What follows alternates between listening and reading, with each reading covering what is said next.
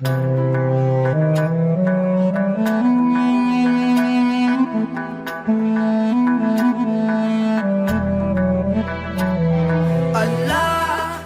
वालेकुम, कैसे हैं आप? उम्मीद है आप सब खैरियत से होंगे।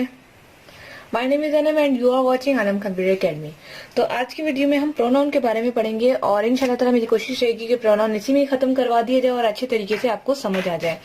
तो चलिए टाइम को वेस्ट किए बगैर अपनी वीडियो को शुरू करते हैं और मैं आपको बताती हूँ कि प्रोनाउन मीन्स के a word that is used instead of noun, यानी कि नाउन जो हम पढ़ चुके हैं की जगह यूज करने को प्रोनाउन कहते हैं।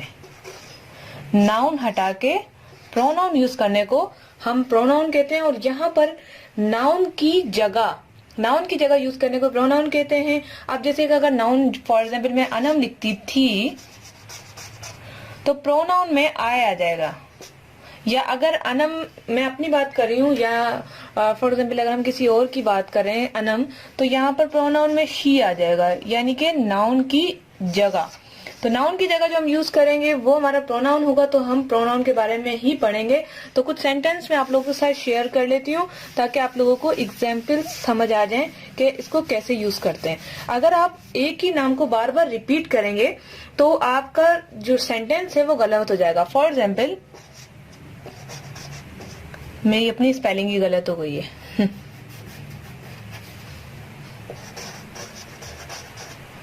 Anam is a teacher of my god, आज लग रहा है सर्दी लग रही है मुझे।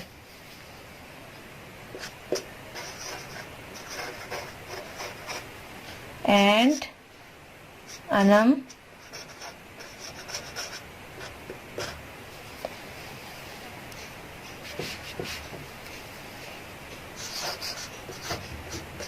गो टू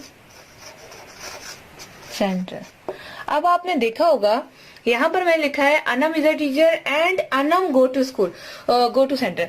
अब ये जो अनम है आपका ये रिपीटेशंस हो गए, यानी कि रिपीट हो गया। जब एक ही सेंटेंस में दो नाउन आ जाए, ये भी आपका नाउन है और ये भी आपका नाउन है, जब दो नाउन आ जाए तो आपका सेंटेंस हो जाता है गलत। अगर आप इसकी जगह नाउन की जगह यहाँ पर अनम की जगह शी लगा देते हैं, शी गो टू सेंटर, तो ये आपका हो जाएगा सही। क्योंकि आप जब रिपीटिशंस ऑफ नाउन हो जाता है तो हमारा सेंटेंस गलत हो जाता है। तो रिपीटिशंस को रोकने के लिए हम यूज करते हैं प्रोनाउन। तो उम्मीद है आपको ये डेफिनेशन बहुत अच्छे तरीके से क्लियर और समझ आ गई होगी। सेंटेंस से अब चलते हैं हमारे आगे के ऊपर कि आगे हम इससे क्या पढ़ सकते हैं। यानी कि रिपीटिशंस को हमने ऑफ कर रोकना सीख लिया, तो अब हम इसको यूज करना सीखेंगे कि इसकी कंडीशंस क्या है। हम जब भी प्रोनाउन यूज करते हैं तो हम तीन लोगों की बात करते हैं, ठीक है। सबसे पहला हमारा होता है फर्स्ट पर्सन, इसकी टांगे भी बना देती हूँ, सेकंड पर्सन, और यहाँ पर हमारे पास होता है थर्ड पर्सन। प्रोनाउन हम जब भी यूज करते हैं तो हम तीन पर्सन की यहाँ पर बात करते हैं, फर्स्ट पर्सन, सेकंड पर्सन और थर्ड पर्सन। ये हो गया सेकंड और ये हो गया थर्ड पर्सन। फोर्थ भी होता है, लेकिन वो क्या होता है वो मैं आपको बताऊंगी। सबसे पहले फर्स्ट पर्सन का जो काम होता है वो होता है स्पीक करना, बोलने वाला। ये होता है हमारा स्पीकर।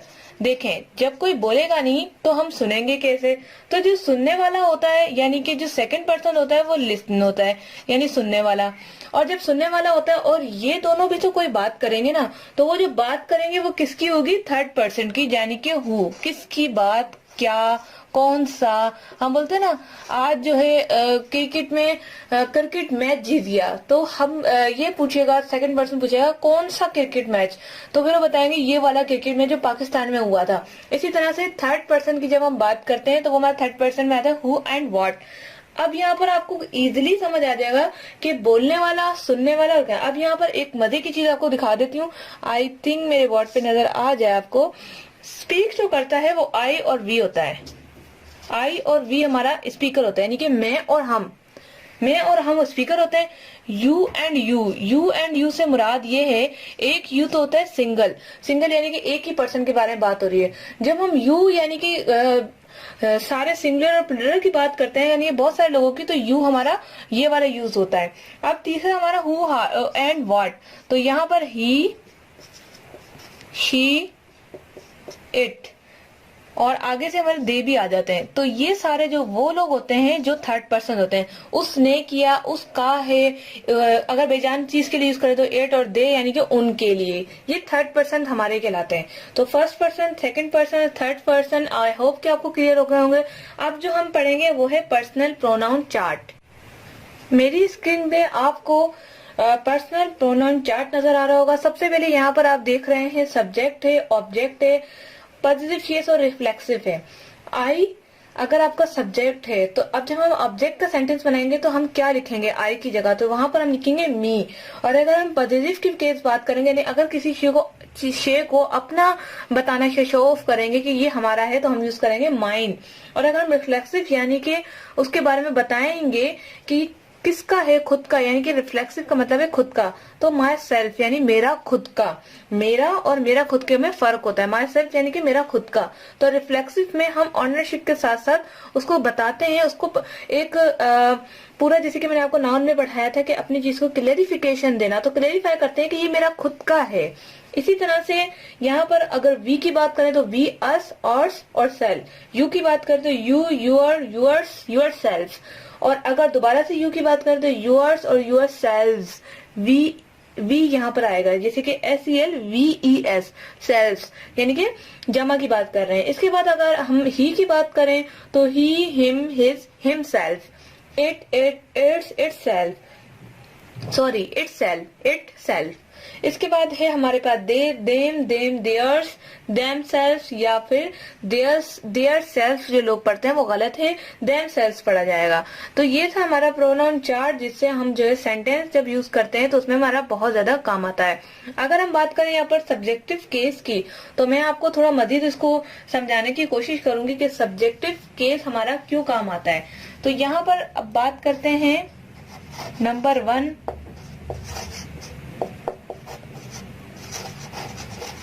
सब्जेक्टिव केस की। नंबर 2 हमारे पास, चलें पहले नंबर 1 को डिफाइन कर देती हूँ। नंबर 1 हमारे पास सब्जेक्टिव केस है।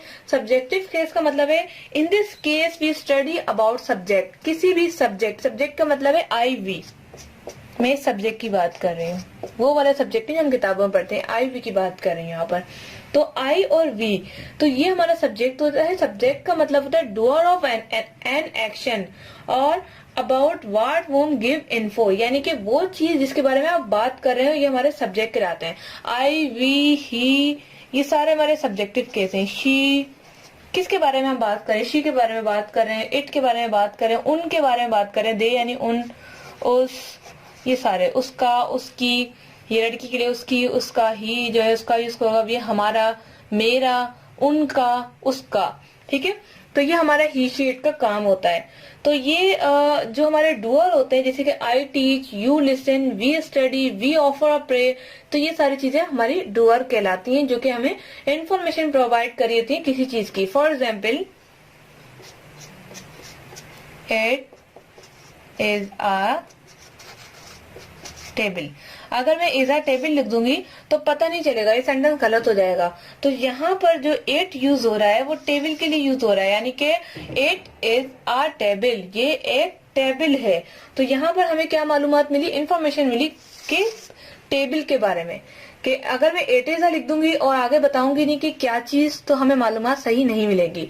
तो ये हमारा सब्जेक्टिव केस कहलाता है, जो हमें किसी भी चीज की मालूमात को फ्राहम करता है और हमें समझने में मदद देता है कि आप जो है कौन सा सेंटेंस यूज कर रहे हैं या कौन सा प्रोनाउन यूज कर रहे हैं। सेकंड में आ जाते हैं, हमारे पास है ऑब्जेक्टिव केस।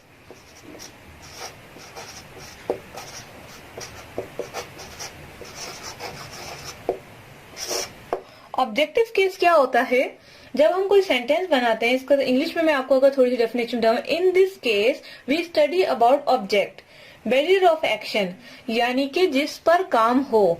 अब यहाँ पर जैसे कि आई टीच देम, मैं उन्हें पढ़ाती हूँ, ठीक है। अब यहाँ पर जो आई है वो हमारा सब्जेक्ट है, जैसा कि मैं आपको सब्जेक्टिव केस पढ़ा चुकी हूँ। टीच जो है हमारा वर्ब है और ऑब्जेक्ट यानी कि जिस पर हम काम कर रहे हो। किस पे हम काम कर रहे हैं? सब्जेक्ट काम कर रहा है ऑब्जेक्ट पे और ये हमारा वर्ब है यानी कि काम करने वाला। तो आई टीच देम, मैं उन्हें पढ़ाती हूँ। इसी तरह से अगर यहाँ पर दे टीच में भी हो सकता है। यू स्टॉप्ड हिम यानी कि तुमने उसे रोका। तो यहाँ पर उसका, उसके और ये ऑब्जेक्टिव केस में हम सेंटेंस बनाने का काम होता है। अगर आई टीच लिख दूंगी मैं यहाँ पर तो सेंटेंस कंप्लीट नहीं होगा। आई टीच अगर मैं बोल दूं, सब्जेक्ट और वर्ब लगा दो, ऑब्जेक्ट ना लगाऊं तो हमारा सेंटेंस पूरा नहीं होगा। सेंटेंस को पूरा करने के लिए हमारे पास सब्जेक्ट, वर्ब और ऑब्जेक्ट होना लाजमी होता है, तभी हमारा एक सेंटेंस बन सकता है। इसके बाद हम आ जाते हैं पॉजिटिव केस के ऊपर। इसको मैं रिमूव कर देती हूँ। आई होप कि आप क्लास को एंजॉय कर रहे होंगे, आपको मजा आ रहा होगा, क्योंकि एकेडमी में भी यही क्लास होती है, बोर्ड होता है और बस हमारी क्लास चल रही थी। बस ये आप क्वेश्चंस नहीं कर पा रहे होंगे तो वो आपको कमेंट्स का एक ऑप्शन मिला। इसके अलावा लाइव जो संडे आऊंगी मैं, तो संडे में भी आप सवाल कर सकते हैं लाइव पे। अब यहाँ पर हम पढ़ेंगे पॉजिटिव केस नंबर 3।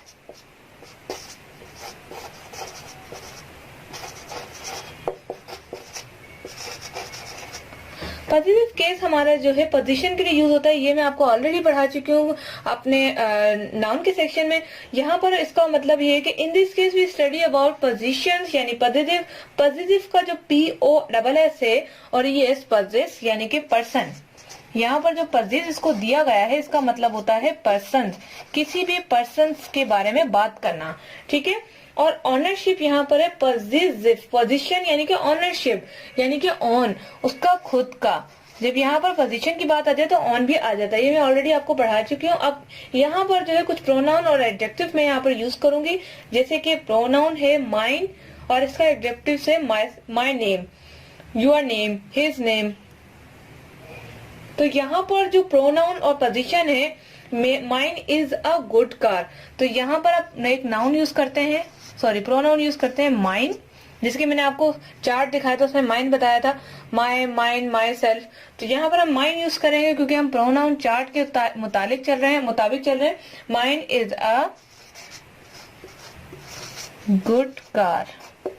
इसी तरह से योर हाउस इज गुड, तो यहाँ पर जो भी प्रोनाउन यूज होगा वो पॉजिटिव होगा, यानी किसी न किसी बात हो रही होगी। अब यहाँ पर माइन मेरा और कार भी मेरी। अगर हम हाउस की बात करें तो हाउस भी मेरा, और अगर हम यहाँ योर की बात करें तो आप यहाँ पर देख सकते हैं नीचे योर नजर नहीं आ रहा बोर्ड पे, चलें यहाँ मैंने योर लिखा है जो लास्ट में योर है। तो योर की बात करें यहाँ पर तो your house, your car, your mobile, तो ये सारे जो है पोजीशंस की बात हो रही है, पॉजिटिव केस की बात हो रही है। यहाँ पर हम वो यूज करते हैं जो पोजीशन में हो जाएगा, subject, object, positive case, reflective case. तो हम पॉजिटिव को कंप्लीट कर चुके हैं। अब आ जाते हैं रिफ्लेक्सिव में। रिफ्लेक्सिव बहुत ही आसान है। इसमें हम सेल्फ के बारे में बात करते हैं, खुद के बारे में बात करते हैं। ये भी हम खुद के बारे में बात करते हैं, लेकिन माई सेल्फ थोड़ा सा चेंज है, क्योंकि यहाँ पर हम जो है जो पॉजिटिव केस है वो स्टार्ट में लगा रहे हैं, लेकिन यहाँ पर अगर हम रिफ्लेक्टिव की बात करें, रिफ्लेक्सिव की बात करें तो वो एंड में होगा। तो नंबर 4 है हमारे पास reflexive case. When subject and object is same, यानी कि आपका सब्जेक्ट और ऑब्जेक्ट दोनों सेम हो। कंफ्यूजिंग हो रही होगी कि सेम कैसे, तो यहां पर आप देख सकते हैं आई, एक सेंटेंस में बना रही हूं, I killed, I killed him लिख देती हूँ, इससे आप आसानी से समझ जाएंगे। आई किल्ड हिम यानी कि मैंने खुद पर काम किया, मैंने खुद इसे मारा, उसको मारा। आई किल्ड हिम, मैंने इसे मारा। अगर मैं खुद की बात करूं कि खुद कोई काम करना हो तो मैं ऐसे भी कर सकती हूँ, आई किल्ड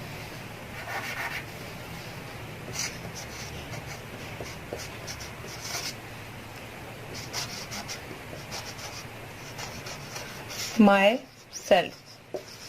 अब आपको समझ आ जाएगा कि इन दोनों में फर्क क्या है। यहाँ पर जो मैं आपको बताने की कोशिश कर रही हूँ वो है खुद पर कोई काम करना, आई किल्ड हिम, मैंने इसे मारा। अब यहाँ पर खुद कोई काम करना, यानी कि I killed him my self, ये इसने खुद पे काम किया, आई किल्ड हिम यानी कि मैंने इसको मारा, मैंने खुद काम किया, I killed him my self. यहाँ पर जो है माई सेल्फ की बात आ रही है कि मैंने खुद इसे मारा, यानी खुद पर कोई काम करना।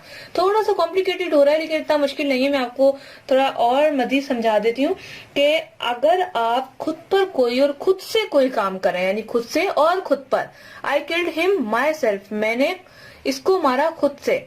अब यहाँ पर एक और भी हो सकता है, मैंने खुद को मारा, आई किल्ड माई सेल्फ, ऐसे भी हो सकता है मैंने खुद को मारा। हिम ने हटा दें आप, यहाँ पर आप हिम हटा दें, यहाँ पर जो मैंने खुद को मारा तो आई किल्ड माई सेल्फ। तो ये भी आपका रिफ्लेक्टिव में आ जाता है, यानी खुद पर कोई काम करने को रिफ्लेक्शन कहते हैं। तो ये था आज का हमारा नाउन जो आज हमने कंप्लीट कर लिया।